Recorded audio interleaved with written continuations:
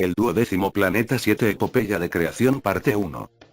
En la mayoría de los antiguos sellos cilíndricos que se han encontrado, los símbolos de determinados cuerpos celestes, miembros de nuestro sistema solar, aparecen por encima de las figuras de dioses o humanos. Un sello acadio del tercer milenio AD, ahora en el Border Asiatische Abteilung del Museo del Estado de Berlín Este, catalogado A/243, se aparta de la forma habitual de representar los cuerpos celestes. No los muestra individualmente, sino como un grupo de 11 globos que circundan a una estrella grande y con rayos. Evidentemente, es una representación del sistema solar, tal como lo conocían los súmenos. Un sistema consistente en 12 cuerpos celestes. Normalmente, nosotros representamos el sistema solar de forma esquemática, como una línea de planetas que se aleja del Sol a distancias crecientes. Pero si representáramos los planetas, no en una línea, sino uno después de otro en un círculo, el más cercano, Mercurio, en primer lugar, después Venus, luego la Tierra, etc., el resultado se parecería al de la. Todos los dibujos son esquemáticos y no a escala. Las órbitas planetarias en los dibujos que siguen son circulares en vez de elípticas para facilitar la representación.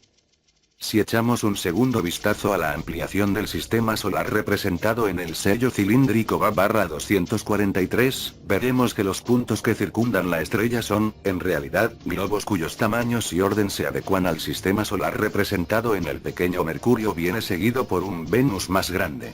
La Tierra, con el mismo tamaño de Venus, está acompañada por la pequeña Luna. A continuación, en el sentido contrario al de las agujas del reloj, Marte se muestra correctamente, algo más pequeño que la Tierra pero más grande que la Luna o Mercurio. La antigua representación nos muestra después un planeta desconocido para nosotros, considerablemente más grande que la Tierra, aunque más pequeño que Júpiter y Saturno, que se ven con toda claridad a continuación. Aún más lejos, otro par se corresponde perfectamente a nuestros Urano y Neptuno. Por último, el pequeño Plutón está también ahí, pero no donde lo situamos nosotros ahora, después de Neptuno, sino entre Saturno y Urano. Tratando a la Luna como a un cuerpo celeste más, esta representación sumeria da cuenta plena de todos los planetas que conocemos, los sitúa en el orden correcto, con la excepción de Plutón, y los muestra por tamaño. Sin embargo, esta representación de 4500 años de edad insiste también en que había, o ha habido, otro planeta importante entre Marte y Júpiter. Como mostraremos después, este es el 12º planeta, el planeta de los Nefilim. Si este mapa celeste sumerio se hubiera descubierto y estudiado hace 2 siglos, los astrónomos habrían pensado que los sumerios estaban totalmente desinformados, al imaginar, estúpidamente, que había más planetas después de Saturno. Ahora, no obstante, sabemos que Urano, Neptuno y Plutón están realmente ahí. ¿Imaginaron los sumerios las otras discrepancias, o estaban correctamente informados por los Nefilim de que la Luna era un miembro del sistema solar por derecho propio? Plutón estaba situado cerca de Saturno y había un 12º planeta entre Marte y Júpiter. La teoría largo tiempo sustentada de que la Luna no era más que una pelota de golf helada no se descartó hasta después de la conclusión de varias misiones Apolo a la Luna. Hasta aquel momento, las mejores conjeturas consistían en que la Luna era un trozo de materia que se había separado de la Tierra cuando ésta era aún de material fundido y maleable. Si no hubiera sido por el impacto de millones de meteoritos, que dejaron cráteres en la superficie de la Luna, esta habría sido un trozo de materia sin rostro, sin vida y sin historia que se solidificó y sigue a la Tierra desde siempre. Sin embargo, las observaciones hechas por satélites no tripulados han comenzado a poner en duda estas creencias tanto tiempo manejadas.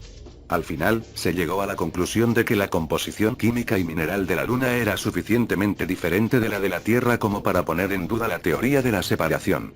Los experimentos realizados en la Luna por los astronautas norteamericanos, y el estudio y análisis del suelo y de las muestras de rocas que trajeron, han determinado, más allá de toda duda, que la Luna, aunque en la actualidad estéril, fue alguna vez un planeta vivo. Al igual que la Tierra, tiene diferentes capas, lo que significa que se solidificó desde su propio estadio original de materia fundida. Al igual que la Tierra, generaba calor, pero mientras que el calor de la Tierra proviene de sus materiales radiactivos, cocidos en el interior de la Tierra bajo una tremenda presión, el calor de la Luna proviene, según parece, de capas de materiales radiactivos que se encuentran muy cerca de la superficie. Sin embargo, estos materiales son demasiado pesados para haber ascendido hasta ahí. Entonces, ¿cómo se llegaron a depositar tan cerca de la superficie de la Luna? El campo gravitatorio lunar parece ser errático, como si inmensos trozos de materias pesadas, como el hierro, no se hubieran hundido de modo uniforme hasta su centro, sino que estuvieran dispersos. Pero, ¿podríamos preguntar a través de qué proceso o fuerza? Existen evidencias que indicarían que las antiguas rocas de la Luna estuvieron magnetizadas.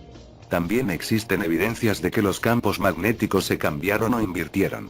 ¿Ocurrió esto a través de algún proceso interno desconocido, o por medio de alguna influencia externa indeterminada? Los astronautas del Apolo 16 descubrieron que las rocas lunares, llamadas brechas, eran el resultado de la destrucción de la roca sólida y su posterior soldadura gracias a un calor extremo y repentino. ¿Cuándo y cómo se hicieron añicos y se refundieron estas rocas? Otros materiales de la superficie de la Luna son ricos en los poco frecuentes potasio y fósforo radiactivos, materiales que en la Tierra se encuentran a grandes profundidades. Reuniendo todos estos descubrimientos, los científicos afirman ahora que la Luna y la Tierra, formadas más o menos con los mismos elementos y más o menos por el mismo tiempo, evolucionaron como cuerpos celestes separados. En opinión de los científicos de la Administración Nacional de la Aeronáutica y el Espacio de los Estados Unidos, NASA, la Luna evolucionó normalmente durante sus primeros 500 millones de años. Luego, dijeron, tal como se informó en The New York Times, el período más catastrófico llegó hace 4.000 millones de años, cuando cuerpos celestes del tamaño de grandes ciudades y pequeños países se estrellaron en la Luna y formaron sus inmensas cuencas y sus altísimas montañas. Las ingentes cantidades de materiales radiactivos dejados por las colisiones comenzaron a calentar la roca por debajo de la superficie, fundiendo enormes cantidades de esta y forzando mares de lava a través de las grietas de la superficie. El 12º planeta 7 Epopeya de creación parte 2. El Apolo 15 encontró un deslizamiento de rocas en el cráter Tsiolkovsky 6 veces más grande que cualquier deslizamiento de rocas en la Tierra. El Apolo 16 descubrió que la colisión que creó el mar de Néctar depositó escombros hasta a 1600 kilómetros de distancia. El Apolo 17 alunizó cerca de un acantilado 8 veces más alto que cualquiera de la Tierra, lo que significa que se formó por un terremoto 8 veces más violento que cualquier otro terremoto en la historia de la Tierra. Las convulsiones que siguieron a este suceso cósmico continuaron durante unos 800 millones de años, de modo que la composición y la superficie de la Luna adoptaron por fin su forma helada hace alrededor de 3.200 millones de años. Así pues, los sumerios tenían razón al representar a la Luna como un cuerpo celeste por derecho propio. Y, como pronto veremos, también nos dejaron un texto que explica y describe la catástrofe cósmica a la que se refieren los expertos de la NASA. Al planeta Plutón se le ha denominado el Enigma. Mientras que las órbitas de los demás planetas alrededor del Sol se desvían solo un poco del círculo perfecto, la desviación, excentricidad, de Plutón es tal que tiene la órbita más extensa y elíptica del sistema solar. Mientras que los demás planetas orbitan al Sol más o menos dentro del mismo plano, la órbita de Plutón tiene una inclinación nada menos que de 17 grados. Debido a estos dos rasgos atípicos de su órbita, Plutón es el único planeta que corta la órbita de otro planeta, Neptuno.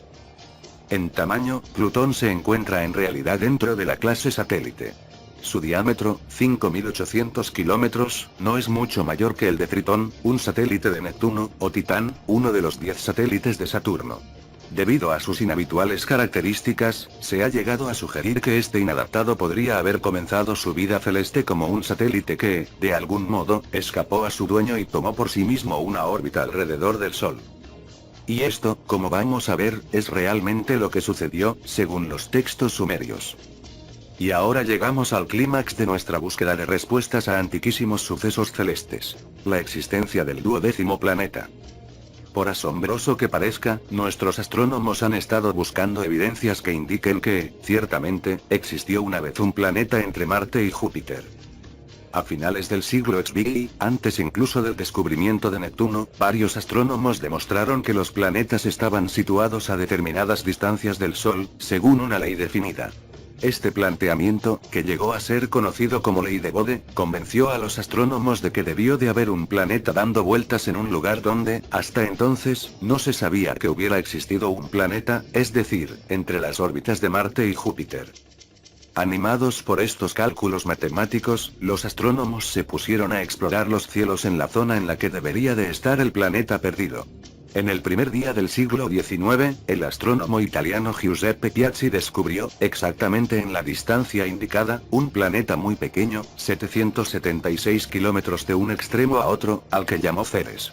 Hacia 1804, el número de asteroides, planetas pequeños, encontrados allí ascendía a 4. Hasta la fecha, se han contado cerca de 3000 asteroides en órbita alrededor del Sol, en lo que ahora llamamos el cinturón de asteroides. Sin duda, son los restos de un planeta que se hizo añicos. Los astrónomos rusos le han llamado Faetón, Cuadriga. Aunque los astrónomos están seguros de la existencia de tal planeta, no son capaces de explicar su desaparición. ¿Acaso estalló él solo? Pero, entonces, los pedazos habrían salido despedidos en todas direcciones y no habrían conformado un simple cinturón. Si fue una colisión lo que destruyó al planeta desaparecido, ¿dónde está el cuerpo celeste responsable de tal colisión? Se hizo añicos también. Pero los restos que siguen dando vueltas alrededor del Sol, si se suman, no son suficientes para formar ni siquiera un planeta, y mucho menos dos. Por otra parte, si los asteroides son los restos de dos planetas, deberían de haber conservado la revolución axial de los dos planetas. Pero todos los asteroides tienen la misma rotación axial, con lo que se indica que todos ellos provienen del mismo cuerpo celeste. Así pues, ¿cómo se hizo pedazos el planeta desaparecido, y qué fue lo que lo destruyó? Las respuestas a estos misterios se nos han transmitido desde la antigüedad. Hace cosa de un siglo, cuando se descifraron los textos encontrados en Mesopotamia, se tomó conciencia inesperadamente de que allí, en Mesopotamia, había textos que no solo eran equiparables a algunas secciones de las Sagradas Escrituras, sino que también las precedían. En 1872, con Die Keilschriften und das Alte Testament, Everard Schrader dio inicio a una avalancha de libros, artículos, conferencias y debates que se prolongaron durante medio siglo. ¿Hubo algún lazo, en alguna época ancestral, entre Babilonia y la Biblia? Los titulares afirmaban provocativamente: Babel und Bibel. Entre los textos descubiertos por Henry Layard en las ruinas de la biblioteca de Asurbanipal en Nínive, había uno que hacía un relato de la creación no muy diferente del libro del Génesis. Las tablillas rotas, las primeras que consiguió recomponer y publicar George Smith en 1876, de Chaldean Genesis, demostraban concluyentemente que sí que había existido un texto acadio, escrito en el antiguo dialecto babilonio, que relataba cómo cierta deidad había creado el cielo y la tierra, y todo sobre la tierra, incluido el hombre. En la actualidad, hay una vasta bibliografía que compara el texto mesopotámico con la narración bíblica. La deidad babilonia hizo su trabajo, si no en 6 días, sí, al menos, en lo que abarcan 6 tablillas. Y en paralelo al bíblico séptimo día de descanso de Dios, en el que disfrutó de su obra, la epopeya mesopotámica dedica una 7ª tablilla a la exaltación de la deidad babilonia y de sus logros. No en vano, L.W. King tituló su autorizada obra sobre el tema de Seven Tablets of Creation, las 7 tablillas de la creación. El 12º planeta 7 Epopeya de Creación parte 3. Conocido ahora como la Epopeya de la Creación, este texto fue conocido en la antigüedad por las palabras con las que comienza, Enuma Elish, cuando en las alturas. El relato bíblico de la creación comienza con la creación del cielo y la tierra. El relato mesopotámico es una verdadera cosmogonía, pues trata de los eventos previos y nos lleva hasta el comienzo de los tiempos.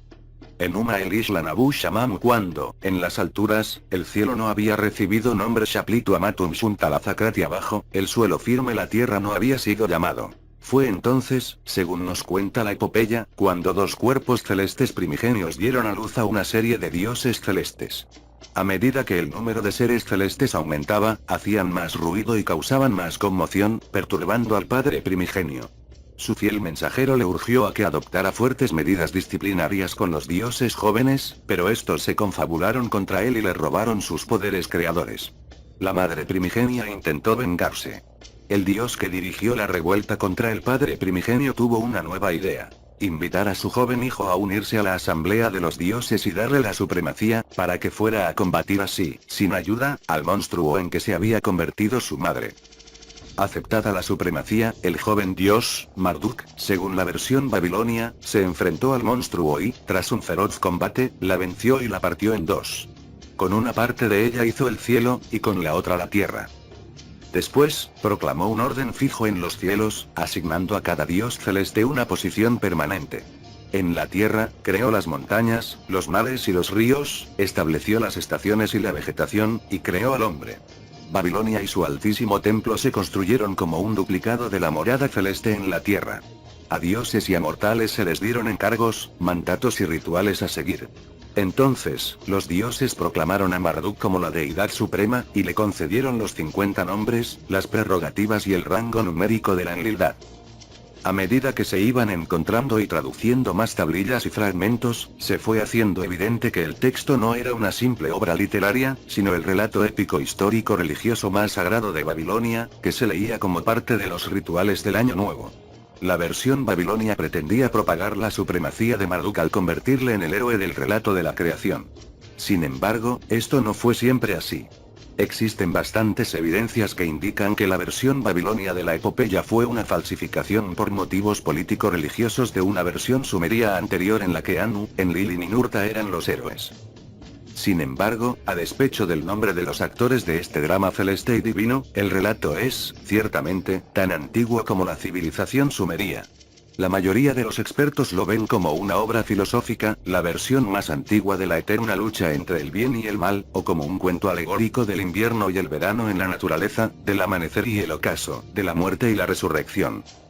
Pero, ¿por qué no tomarse literalmente este relato épico, ni más ni menos que como la declaración de hechos cosmológicos tal como los conocían los sumerios, tal como se los habían transmitido los nefilim? Si utilizamos este audaz enfoque, nos encontraremos con que la epopeya de la creación explica a la perfección los eventos que, probablemente, tuvieron lugar en nuestro sistema solar. El escenario en el que se despliega el drama celeste de Enuma Elish es el universo primigenio. Los actores celestes son los que crean, así como los que son creados. Primer acto. Cuando, en las alturas, el cielo no había recibido nombre, y abajo, el suelo firme la tierra no había sido llamado. Nada, salvo el primordial Apsu, su engendrador, Mumu y Tiamat, la que les dio a luz a todos. Sus aguas se entremezclaron. Ninguna caña se había formado aún, ni tierra pantanosa había aparecido. Ninguno de los dioses había sido traído al ser aún, nadie llevaba un nombre, sus destinos eran inciertos. Fue entonces cuando se formaron los dioses en medio de ellos. Con unos cuantos trazos hechos con el estilo de caña sobre la primera tablilla de arcilla, con 9 cortas líneas, el antiguo cronista poeta se las ingenia para sentarnos en el centro de la primera fila, y, de forma audaz y dramática, sube el telón del espectáculo más majestuoso que se haya visto: la creación de nuestro sistema solar. En la inmensidad del espacio, los dioses, los planetas, estaban aún por aparecer, por ser nombrados, por tener sus destinos, sus órbitas, fijados. Solo existían 3 cuerpos. El primordial Apsu, el que existe desde el principio, Mun.mu, el que nació, y Tiamat, la doncella de la vida. Las aguas de Apsu y Tiamat se mezclaron, y el texto aclara que no se refiere a las aguas en las que crecen las cañas, sino más bien a las aguas primordiales, los elementos básicos generadores de vida del universo. Apsu, por tanto, es el sol, el que existe desde el principio. El más cercano a él es Mumu. El relato deja claro más adelante que Mumu era el ayudante de confianza y emisario de Apsu. Una buena descripción de Mercurio, el pequeño planeta que gira con rapidez alrededor de su gigante señor. De hecho, esta era la idea que los antiguos griegos y romanos tenían del dios planeta Mercurio, el rápido mensajero de los dioses. Bastante más lejos estaba Tiamat. Ella era el monstruo que Marduk despedazaría más tarde, el planeta desaparecido, pero en los tiempos primordiales fue la verdadera Virgen Madre de la primera Trinidad Divina. El espacio entre ella y Apsu no estaba vacío. Estaba henchido con los elementos primordiales de Apsu y Tiamat. Estas aguas se entremezclaron, y se formaron 2 dioses celestes, planetas, en el espacio entre Apsu y Tiamat. Sus aguas se entremezclaron. Los dioses se formaron en medio de ellos. El dios Lamu y el dios Laamu nacieron. Por su nombre se les llamó. Etimológicamente, los nombres de estos 2 planetas provienen de la raíz LH.M, hacer la guerra. Los antiguos nos legaron la leyenda de que Marte era el dios de la guerra y Venus la diosa tanto del amor como de la guerra. Lamu y Laamu eran, de hecho, nombres masculino y femenino respectivamente, con lo que la identidad de los 2 dioses de la epopeya y los planetas Marte y Venus se confirman tanto etimológica como mitológicamente. También se confirma astronómicamente, dado que el planeta desaparecido Tiamat estaba situado más allá de Marte. Ciertamente, Marte y Venus están situados en el espacio que hay entre el Sol, Apsu, y Tiamat. Podemos ilustrar esto siguiendo el mapa celeste sumerio. Después, prosiguió el proceso de formación del sistema solar. Lamu y Laamu, Marte y Venus, nacieron pero, incluso antes de que hubieran crecido en edad y en estatura hasta el tamaño señalado, el dios Ansar y el dios Kisar fueron formados, sobrepasándoles en tamaño. Cuando se alargaron los días y se multiplicaron los años, el dios Anu se convirtió en su hijo, de sus antepasados un rival. Entonces, el primogénito de Ansar, Anu, como su igual y a su imagen engendró a Nudimud. Con una sequedad solo igualada por la precisión narrativa, el primer acto de la epopeya de la creación ha sido rápidamente representado ante nuestros ojos. Se nos ha informado que Marte y Venus iban a crecer solo hasta un tamaño limitado. Pero, incluso antes de que su formación se completara, otros dos planetas se formaron. Los dos eran planetas majestuosos, como lo evidencian sus nombres, Ansar, príncipe, el primero de los cielos, y Kisar, el primero de las tierras firmes. Estos aventajaban en tamaño al primer par, sobrepasándoles en estatura. La descripción, los epítetos y la situación de este segundo par los identifica fácilmente como Saturno y Júpiter. Después, pasó algún tiempo, se multiplicaron los años, y nació un tercer par de planetas. Primero llegó Anu, más pequeño que Ansar y Kisar, su hijo, pero mayor que los primeros planetas, de sus antepasados un rival en tamaño. Después, Anu engendró, a su vez, a un planeta gemelo, su igual y a su imagen. La versión babilonia nombra al planeta Nudimud, un epíteto de Ea/Enki. Una vez más, las descripciones de tamaño y situación se adecúan al siguiente par de planetas de nuestro sistema solar, Urano y Neptuno. Pero aún hubo otro planeta que se sumó a estos planetas exteriores, aquel al que llamamos Plutón. La epopeya de la creación ya se ha referido a Anu como primogénito de Ansar, dando a entender que aún había otro dios planetario nacido de Ansar/Saturno. La epopeya alcanza a esta deidad celeste más adelante, cuando relata cómo Ansar envió a su emisario Gaga en varias misiones a otros planetas. En función y en estatura, Gaga tiene el aspecto del emisario de Apsu, Mumu. Esto nos recuerda las muchas similitudes que hay entre Mercurio y Plutón. Gaga, por tanto, era Plutón. Pero los sumerios, en su mapa celeste, no situaban a Plutón más allá de Neptuno, sino junto a Saturno, del que era su emisario o satélite. Cuando el primer acto de la epopeya de la creación tocaba a su fin, había un sistema solar compuesto por el Sol y 9 planetas. Sol, Apsu, aquel que existía desde el principio. Mercurio, Mumu, consejero y emisario de Apsu. Venus, Laamu, dama de las batallas. Marte, Lamu, deidad de la guerra. Planeta extinto, Tiamat, doncella que dio la vida. Júpiter, Kisar, el primero de las tierras firmes. Saturno, Ansar, el primero de los cielos. Plutón, Gaga, consejero y emisario de Ansar. Urano, Anu, el de los cielos. Neptuno, Nudimud, Ea creador ingenioso. ¿Dónde estaban la Tierra y la Luna? Todavía tenían que crearse, como producto de una futura colisión cósmica. El 12º planeta 7 epopeya de creación parte 4. Con el final del majestuoso drama del nacimiento de los planetas, los autores de la creación épica suben el telón para el segundo acto, en un drama de confusión celeste. La recién creada familia de planetas estaba lejos aún de ser estable. Los planetas gravitaban entre sí. Estaban convergiendo sobre Tiamat, alterando y poniendo en peligro los cuerpos primordiales. Los hermanos divinos se agruparon. Perturbaban a Tiamat con sus avances y retiradas. Alteraban el vientre de Tiamat con sus cabriolas en las moradas del cielo. Apsu no podía rebajar el clamor de ellos. Tiamat había enmudecido con sus maneras. Sus actos eran detestables, molestas eran sus maneras. Nos encontramos aquí con referencias obvias a órbitas erráticas. Los nuevos planetas avanzaban y se retiraban. Se acercaban demasiado entre ellos, se agruparon. Interferían con la órbita de Tiamat. Se acercaban demasiado a su vientre. Sus maneras eran molestas. Aunque era Tiamat la que estaba en mayor peligro, Apsu también encontró detestables las maneras de los planetas, y anunció su intención de destrozar sus maneras. Se reunió con Mumu y consultó con él en secreto. Pero los dioses oyeron por casualidad todo lo que habían tramado entre ellos, y el complot para destruirles les hizo enmudecer. El único que no perdió su ingenio fue Ea. Pensó en una estratagema para verter el sueño en Apsu. A los otros dioses celestes les gustó el plan, y Ea dibujó un mapa preciso del universo, lanzando un hechizo divino sobre las aguas primordiales del sistema solar. ¿En qué consistió este hechizo o fuerza ejercida por Ea el planeta Neptuno, entonces, el planeta más externo, mientras orbitaba al Sol y circundaba a todos los demás planetas? ¿Acaso su propia órbita alrededor del Sol afectó al magnetismo solar y, con ello, sus emisiones radiactivas? ¿O es que el mismo Neptuno emitió, al ser creado, ingentes radiaciones de energía? Fueran cuales fuesen los efectos, en la epopeya se les comparó con algo así como verter el sueño, un efecto calmante, en Apsu, el Sol. Incluso, Munu, el consejero, fue incapaz de moverse. Como en el relato bíblico de Sansón y Dalila, el héroe, vencido por el sueño, se convirtió en presa fácil y le robaron sus poderes. Ea se movió con rapidez para quitarle a Apsu su papel creador. Apagando, según parece, las ingentes emisiones de materia primordial del Sol, Ea/Neptuno le arrancó la tiara a Apsu y le quitó el manto de su halo. Apsu fue vencido. Mumu ya no pudo deambular. Fue atado y abandonado, un planeta sin vida al lado de su señor.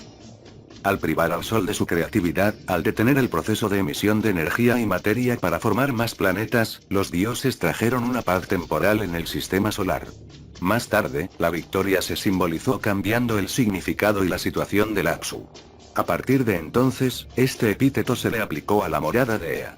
Cualquier planeta adicional podría venir solamente a través del nuevo Apsu, desde lo profundo, desde los lejanos reinos del espacio que vislumbraba el más lejano de los planetas. ¿Cuánto tiempo pasó antes de que la paz celeste se rompiera de nuevo?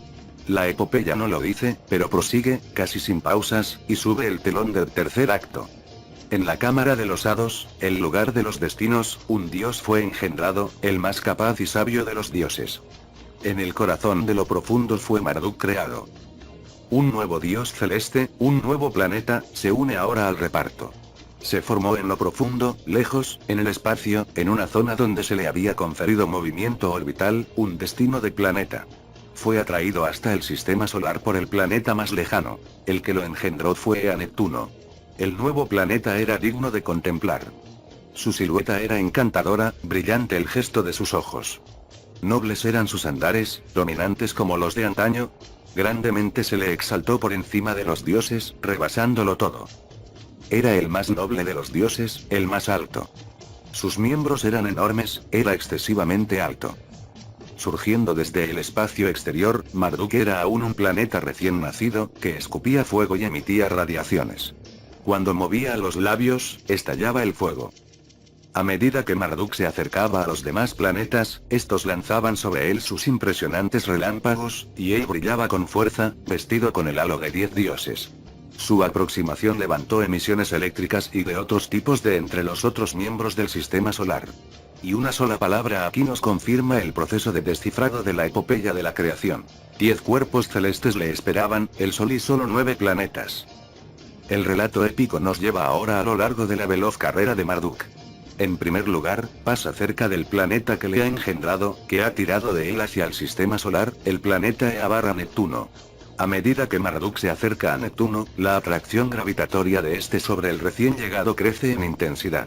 Neptuno tuerce el sendero de Marduk, haciéndolo bueno para sus objetivos. Marduk debía de estar todavía en una fase muy dúctil en aquella época. Cuando pasó junto a Ea/Neptuno, el tirón gravitatorio provocó una protuberancia en el costado de Marduk, como si tuviera una segunda cabeza. No obstante, este fragmento de Marduk no se desgajó de la masa principal durante el tránsito. Pero, cuando Marduk llegó a las inmediaciones de Anu/Urano, algunos trozos de materia se desprendieron de él, dando como resultado la formación de 4 satélites de Marduk. Anu extrajo y dio forma a los 4 lados, relegando su poder al líder del grupo. Llamados vientos, los 4 fueron lanzados en una rápida órbita alrededor de Marduk, arremolinándose como un torbellino. El orden del tránsito, primero por Neptuno, después por Urano, indica que Marduk estaba entrando en el sistema solar no en la dirección orbital del sistema, en sentido contrario a las manecillas del reloj, sino en dirección opuesta, en el sentido de las manecillas del reloj. Siguiendo el nuevo sendero, el recién llegado no tardó en verse atrapado por las inmensas fuerzas gravitatorias y magnéticas del gigante Ansar/Saturno y, luego, de Quasar/Júpiter. Su sendero se curvó aún más hacia adentro, hacia el centro del sistema solar, hacia Tiamat. La aproximación de Marduk pronto comenzó a alterar a Tiamat y a los planetas interiores, Marte, Venus, Mercurio. Él produjo corrientes, alteró a Tiamat. Los dioses no descansaban, llevados como en una tormenta. Aunque las líneas de este texto tan antiguo están parcialmente deterioradas en este punto, aún podemos leer que el planeta que se acercaba diluyó las vitales de aquellos, pellizcó sus ojos. La misma Tiamat iba de un lado a otro muy turbada, su órbita, evidentemente, se alteró. La atracción gravitatoria del gran planeta que se acercaba no tardó en despojar de trozos a Tiamat. De mitad de ella emergieron 11 monstruos, un tropel rugiente y furioso de satélites que se separaron de su cuerpo y marcharon junto a Tiamat. Preparándose para afrontar el embate de Marduk, Tiamat los coronó con halos, dándoles el aspecto de dioses planetas. De especial importancia para la epopeya y la cosmogonía mesopotámica fue el principal satélite de Tiamat, que recibió el nombre de Kingu, el primogénito entre los dioses que formaron la asamblea de ella. Ella elevó a Kingu, en medio de ellos lo hizo grande. El alto mando en la batalla confió a su mano. Sujeto a las conflictivas fuerzas gravitatorias, este gran satélite de Tiamat comenzó a moverse hacia Marduk. El que se le concediera a Kingu una tablilla de destinos, un sendero planetario propio, es lo que más disgustó a los planetas exteriores. ¿Quién le había concedido a Tiamat el derecho de dar a luz nuevos planetas?, preguntó Ea. Él le llevó el problema a Ansar, el gigante Saturno. Todo lo que Tiamat había conspirado, a él se lo repitió. Ella ha creado una asamblea y ha montado en cólera. Les ha dado armas incomparables, ha dado a luz monstruos dioses. Además 11 de esta clase ha dado a luz. De entre los dioses que formaban su asamblea, ella ha elevado a Kingu, su primogénito, le ha hecho jefe. Le ha dado una tablilla de destinos, se la ha sujetado al pecho. Volviéndose a Ea, Ansar le preguntó si podría ir a matar a Kingu. La respuesta se ha perdido debido a una rotura en las tablillas. Pero parece ser que Ea no satisfizo a Ansar, pues lo siguiente que tenemos del relato nos muestra a Ansar dirigiéndose a Anu, Urano, para averiguar si él aceptaría ir y enfrentarse a Tiamat. Pero Anu fue incapaz de enfrentarla y se volvió. En los agitados cielos, crece la confrontación. Un dios después de otro se apartan a un lado. ¿Acaso nadie va a darle batalla a la furiosa Tiamat? El 12º planeta 7 Epopeya de creación parte 5. Marduk, después de pasar Neptuno y Urano, se acerca ahora a Ansar, Saturno, y sus amplios anillos. Esto le da a Ansar una idea. Aquel que es potente será nuestro vengador. Aquel que es agudo en la batalla. Marduk, el héroe. Al ponerse al alcance de los anillos de Saturno, él besó los labios de Ansar. Marduk responde: si yo, realmente, como vuestro vengador he de vencer a Tiamat, he de salvar vuestras vidas, convoca una asamblea para proclamar mi destino supremo. La condición era atrevida pero simple. Marduk y su destino, su órbita alrededor del Sol, debían tener la supremacía entre todos los dioses celestes. Fue entonces cuando Gaga, el satélite de Ansar/Saturno, y futuro Plutón, se desvió de su curso. Ansar abrió la boca, a Gaga, su consejero, una palabra dirigió: ponte en camino, Gaga, toma tu puesto ante los dioses, y lo que yo te cuente repíteselo a ellos. Acercándose a los otros dioses/planetas, Gaga les instó a fijar su veredicto para Marduk. La decisión fue la que se preveía. Lo único que ansiaban los dioses era que alguien diera la cara por ellos. Marduk es rey. Gritaban, y le instaron a que no perdiera más tiempo. Ve y acaba con la vida de Tiamat. El telón se levanta ahora para el cuarto acto, la batalla celeste. Los dioses habían decretado el destino de Marduk. La combinación de fuerzas gravitatorias había determinado que el sendero orbital de Marduk no tuviera más que una salida. Hacia la batalla, una colisión con Tiamat. Como corresponde a un guerrero, Marduk se preparó con diversas armas. Llenó su cuerpo con una llama ardiente.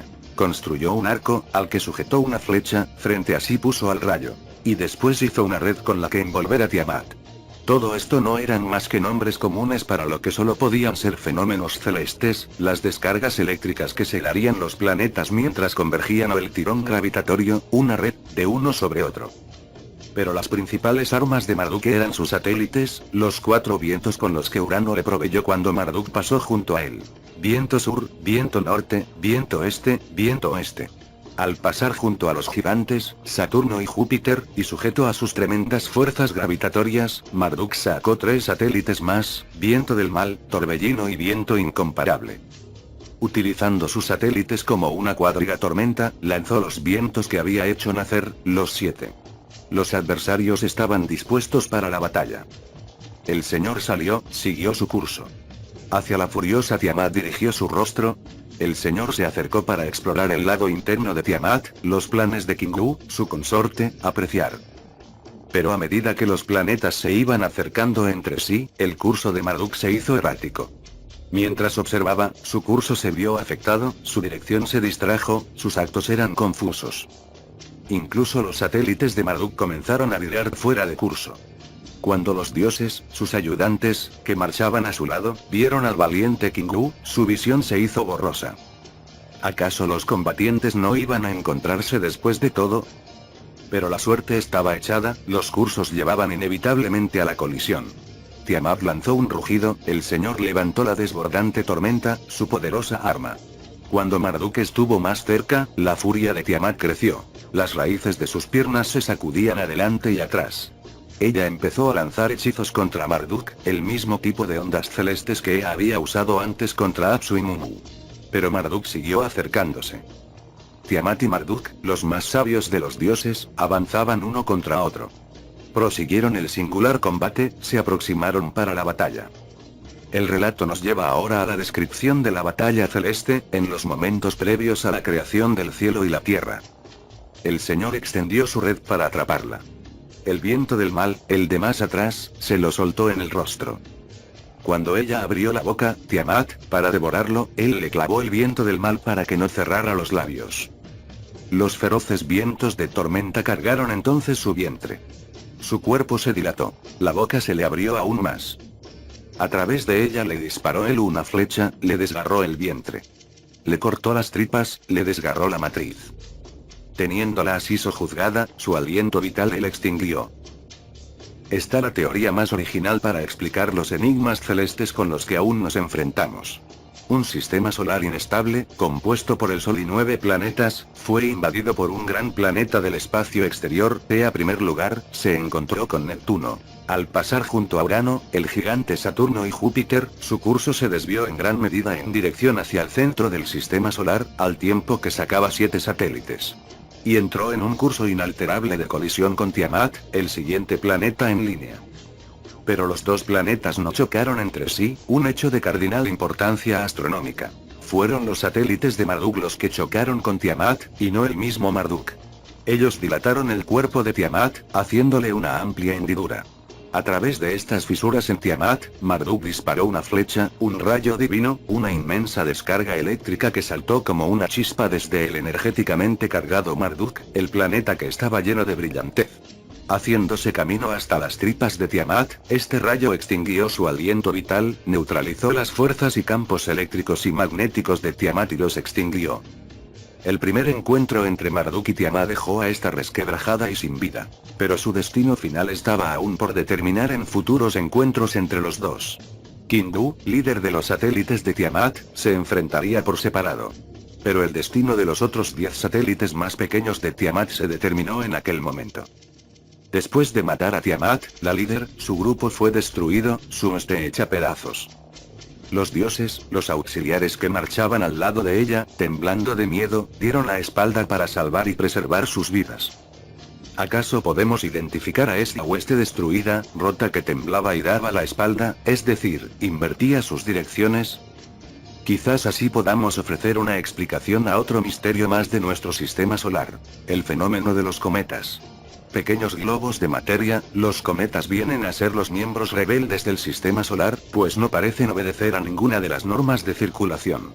Las órbitas de los planetas alrededor del Sol son, con la excepción de Plutón, casi circulares. Las órbitas de los cometas están estiradas, y, en la mayoría de los casos, lo están mucho, hasta el punto de que algunos de ellos desaparecen de nuestra vista durante cientos o miles de años. Los planetas, con la excepción de Plutón, orbitan al Sol en el mismo plano general. Las órbitas de los cometas se sitúan en muchos planos diferentes. Y lo más significativo es que, mientras que todos los planetas que conocemos circundan al Sol en la misma dirección, contraria a las manecillas del reloj, muchos cometas se mueven en sentido inverso. Los astrónomos no pueden decirnos cuál fue la fuerza o cuál fue el suceso que creó a los cometas y los arrojó a sus inusuales órbitas. Nuestra respuesta. Marduk. Barriendo en sentido inverso, en su propio plano orbital, despedazó, destruyó la hueste de Tiamat hasta convertirla en pequeños cometas, afectándoles con su campo gravitatorio, con la llamada red. Al echarles la red, se encontraron atrapados. A todo el grupo de demonios que había marchado junto a ella les puso grilletes, sus manos ató. Estrechamente rodeados, no podían escapar.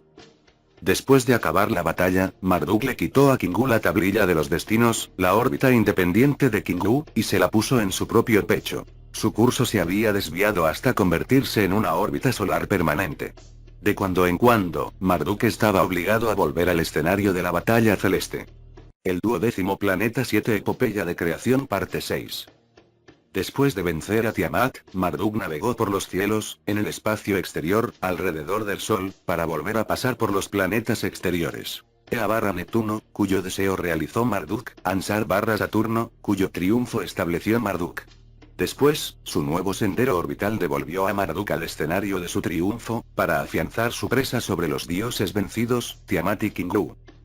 Cuando el telón está a punto de levantarse para el quinto acto es el momento en el cual el relato bíblico del Génesis se une al relato mesopotámico de la epopeya de la creación, aunque, hasta ahora, no se había tomado conciencia de ello. Pues es justo en este punto donde comienza realmente el relato de la creación de la tierra y el cielo. Al completar su primera órbita alrededor del Sol, Marduk volvió entonces a Tiamat, a la que había sometido. El Señor se detuvo a ver su cuerpo sin vida. Dividir al monstruo él, entonces, ingeniosamente planeó. Después, como un mejillón, la desgarró en dos partes. El mismo Marduk golpeó esta vez al derrotado planeta, partiendo en dos a Tiamat, separándole el cráneo o parte superior. Después, otro de los satélites de Marduk, el llamado Viento Norte, se estrelló contra la mitad separada. El fuerte golpe se llevó a esta parte destinada a convertirse en la Tierra, hasta una órbita donde ningún planeta había orbitado antes. El Señor puso su pie sobre la parte posterior de Tiamat. Con su arma le separó el cráneo. Cercenó los canales de su sangre. E hizo que el viento norte lo llevara a lugares que habían sido desconocidos. La Tierra había sido creada. La parte inferior tuvo otra suerte. En la segunda órbita, Marduk golpeó convirtiéndola en pedazos. Los trozos de esta mitad rota fueron repujados hasta convertirlos en un brazalete en los cielos, actuando como una pantalla entre los planetas interiores y los exteriores. Se extendieron en una gran banda. Se había creado el cinturón de asteroides. Astrónomos y físicos reconocen la existencia de grandes diferencias entre los planetas interiores o terrestres Mercurio, Venus, la Tierra y su Luna, y Marte, y los planetas exteriores, Júpiter, etc., dos grupos separados por un cinturón de asteroides. También encontramos en la epopeya sumeria el antiquísimo reconocimiento de estos fenómenos. Pero, además, se nos ofrece por primera vez una explicación cosmogónica científica coherente de los acontecimientos celestes que llevaron a la desaparición del planeta perdido y a la resultante creación del cinturón de asteroides, además de los cometas, y de la Tierra. Después de que Marduk partiera a Tiamat en dos con sus satélites y sus descargas eléctricas, otro satélite le empujó la mitad superior a una nueva órbita, dando origen así a la Tierra. Después, Marduk, en su segunda órbita, hizo pedazos la parte inferior y la esparció en una gran banda celeste. Todos los enigmas que se han mencionado tienen respuesta en la epopeya de la creación, descifrada de este modo. Además, también disponemos de respuesta a la pregunta de por qué los continentes de la Tierra se concentran en uno de sus lados mientras, en el lado opuesto, queda una enorme cavidad, el lecho del Océano Pacífico. Las referencias constantes a las aguas de Tiamat son también esclarecedoras. A ella se le llamó el monstruo del agua, y esto explicaría por qué la Tierra, como parte de Tiamat, fue dotada también con esta agua. De hecho, algunos estudiosos modernos denominan a la Tierra planeta océano, pues es el único de los planetas conocidos del sistema solar que ha sido bendecido con estas aguas dadoras de vida. Por novedosas que puedan parecer estas teorías cosmológicas, fueron hechos aceptados por los profetas y sabios cuyas palabras pueblan el Antiguo Testamento. El profeta Isaías recordó los días de antaño cuando el poder del Señor partió a la altiva, hizo dar vueltas al monstruo del agua, secó las aguas de Teón Raba, llamando al Señor Yahvé mi rey de antaño. El salmista interpretó en unos cuantos versos la cosmogonía de la epopeya de la creación. Por tu poder, las aguas tú dispersaste. Al líder de los monstruos del agua quebraste. Tiamat ha sido desgarrada. Su mitad despedazada es el cielo, el cinturón de asteroides. La otra mitad, la Tierra, es empujada a una nueva órbita por el viento norte, uno de los satélites de Marduk. El principal satélite de Tiamat, Kindu, se convierte en la luna de la Tierra. El resto de satélites componen ahora los cometas. Y Chop rememoraba al Señor Celestial cuando hirió a los esbirros de la altiva. Y, con una sofisticación agronómica impresionante, ensalzó al Señor, que el 2 el repujado extendió en el lugar de Teón, la tierra suspendió en el vacío. Su poder detuvo las aguas, su energía partió a la altiva. Su viento extendió el brazalete repujado. Su mano extinguió al sinuoso dragón. Los expertos bíblicos reconocen ahora que el hebreo Teón, profundidad del agua, proviene de Tiamat, que Teón Raba significa gran Tiamat, y que la comprensión bíblica de los acontecimientos primitivos se basa en las épicas cosmológicas sumerias.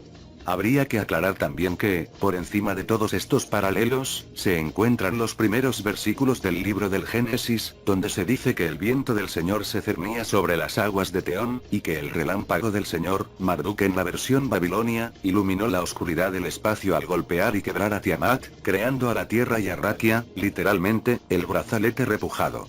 Esta banda celeste, hasta ahora traducida como firmamento, recibe el nombre de el cielo.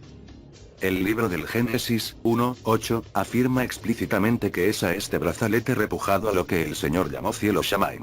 Los textos acadios también denominan a esta zona celeste el brazalete repujado Rakis, y dicen que Marduk extendió la parte inferior de Tiamat hasta que juntó los extremos, uniéndolos para formar un gran círculo permanente.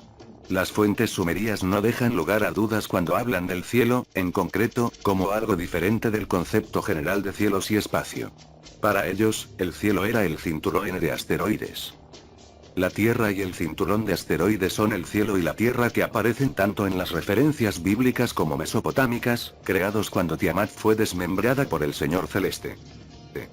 Tras el empujón que le dio a la Tierra el viento norte de Marduk para llevarla a su nueva posición celeste, la Tierra obtuvo su propia órbita alrededor del Sol, dando como resultado las estaciones, y recibió su rotación axial, dándonos el día y la noche. Los textos mesopotámicos afirman que una de las tareas de Marduk después de crear la Tierra fue que asignó a la Tierra los días del Sol y estableció los recintos del día y la noche. El concepto bíblico es idéntico. Dijo Dios: haya luces en el cielo repujado, para dividir entre el día y la noche. Y que sean señales celestes para las estaciones, para los días y para los años. En la actualidad, los expertos creen que, tras convertirse en un planeta, la Tierra era una esfera ardiente de volcanes en erupción que llenaban la atmósfera de brumas y nubes. Cuando la temperatura descendió, los vapores se convirtieron en agua, separando la faz de la Tierra en tierra seca y océanos. La quinta tablilla del Enuma Elish, desgraciadamente mutilada, proporciona exactamente la misma información científica. Al describir los chorros de lava como la saliva de Tiamat, la epopeya de la creación sitúa correctamente este fenómeno antes de la formación de la atmósfera, de los océanos de la Tierra y de los continentes. Después de que las aguas de las nubes se reunieron, se formaron los océanos, y los fundamentos de la Tierra, los continentes, se elevaron. Cuando tuvo lugar la realización del frío, la bajada de temperaturas, aparecieron la lluvia y la niebla. Mientras tanto, la saliva seguía manando, haciendo capas, conformando la topografía de la Tierra. Una vez más, el paralelismo bíblico es evidente. Y dijo Dios: que se reúnan las aguas bajo los cielos, en un lugar, y que aparezca la tierra seca. Y así fue.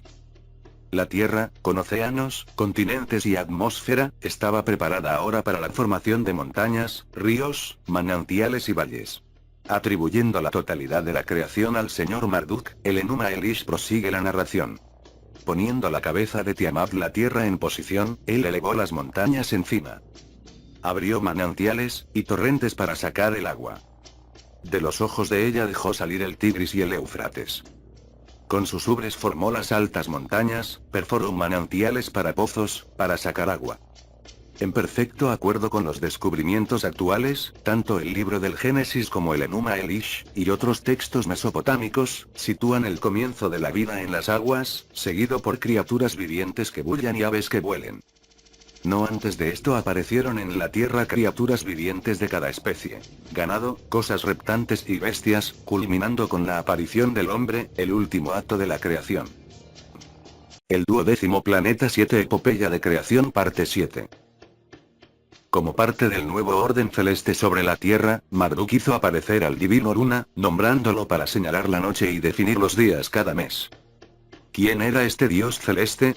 El texto le llama Shashki, dios celeste que protege a la Tierra. En la epopeya, no existe mención previa de un planeta con este nombre. No obstante, este dios está dentro de ella, presión celeste campo gravitatorio. ¿Y a quién se refiere ese su? ¿A Tiamat o Tierra? Los papeles de, y las referencias a, Tiamat y la Tierra parecen ser intercambiables. La Tierra es Tiamat reencarnada. De la Luna se dice que es el protector de la Tierra, que es exactamente el papel que le asignó Tiamat a Kingu, su satélite jefe. La epopeya de la creación excluye concretamente a Kingu de la hueste de Tiamat que fue destruida y diseminada, poniéndolos en movimiento inverso alrededor del Sol como cometas. Tras completar su primera órbita y volver al escenario de la batalla, Marduk decretó la suerte de Kingu. Y a Kingu, que había sido el principal entre ellos, lo hizo encoger. Como al dios Dugai lo consideró. Le quitó la tablilla de los destinos, que no era legítimamente suya. Marduk, por tanto, no destruyó a Kingu. Lo castigó quitándole su órbita independiente, órbita que Tiamat le había concedido cuando creció en tamaño. A pesar de ser encogido, empequeñecido, Kingu siguió siendo un dios, un miembro planetario del sistema solar. Sin una órbita, no podía hacer otra cosa que volver a ser satélite. Y nos atrevemos a sugerir que Kingu se fue en compañía de la parte superior de Tiamat cuando éste fue arrojada a su nueva órbita, como el nuevo planeta Tierra. Así pues, creemos que la Luna es Kingu, el antiguo satélite de Tiamat. Convertido en un Dugai celeste, Kingu fue despojado de sus elementos vitales, atmósfera, aguas, materiales radiactivos. Encogió en tamaño y se convirtió en una masa de arcilla sin vida. Estos términos sumerios describen a la perfección a la Luna, a su historia, recientemente descubierta, y a la suerte que recayó sobre este satélite que comenzó siendo Kingu, gran emisario, y terminó siendo Dugai, olla de plomo. L.W. King, The Seven Tablets of Creation, informó de la existencia de 3 fragmentos de una tablilla astronómica mitológica que ofrecían otra versión de la batalla de Marduk con Tiamat, y en los que había algunos versos que trataban del modo en que Marduk despachó a Kingu. Kingu, su esposo, con un arma no de guerra cortó las tablillas del destino del Kingu cogió en sus manos. En una revisión y traducción posterior del texto, hecha por B. Landesberger, en 1923, en el Archiv für Schriftforschung, se demostró que los nombres Kingu/Ensu/Luna eran intercambiables.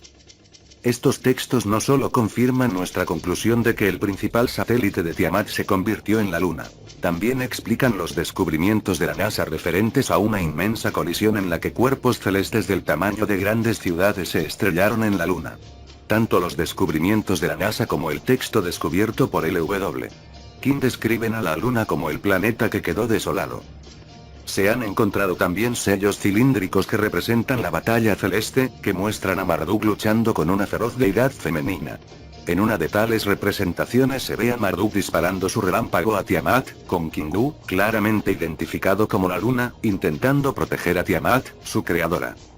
Esta evidencia gráfica de que la Luna y Kingu eran el mismo satélite se reforzó más tarde con el hecho etimológico de que el nombre del dios Sin, asociado en épocas tardías con la Luna, provenía de Sun, señor de la tierra desolada. Habiendo dispuesto de Tiamat y de Kingu, Marduk, una vez más, cruzó los cielos e inspeccionó las regiones. Esta vez, su atención se centró en la morada de Nudimud-Neptuno, para determinar un destino final a Gaia, el antiguo satélite de Ansar/Saturno que fue convertido en emisario para los demás planetas. La epopeya nos informa que, como uno de sus últimos actos en los cielos, Marduk asignó a este dios celeste a un lugar oculto, a una órbita desconocida hasta entonces que daba a lo profundo el espacio exterior, y le confió la consejería de la profundidad de las aguas. En la línea de su nueva posición, el planeta se renombró como Usmi, aquel que muestra el camino, el planeta más exterior, nuestro Plutón. Según la epopeya de la creación, Marduk alardeó en cierto instante diciendo: los caminos de los dioses celestes voy a alterar ingeniosamente. En 2 grupos se dividirán. Y, ciertamente, lo hizo. Eliminó de los cielos a la primera pareja en la creación del Sol, Tiamat. Trajo a la existencia a la Tierra, llevándola a una nueva órbita, más cercana al Sol. Repujó un brazalete en los cielos, el cinturón de asteroides que separa al grupo de los planetas interiores del grupo de los planetas exteriores. Convirtió a la mayoría de los satélites de Tiamat en cometas, y a su satélite principal, Kindu, lo puso en órbita alrededor de la Tierra para convertirse en la Luna. Y cambió de lugar un satélite de Saturno, Gaga, para convertirlo en el planeta Plutón, confiriéndole algo de sus propias características orbitales, como la de su plano orbital diferente.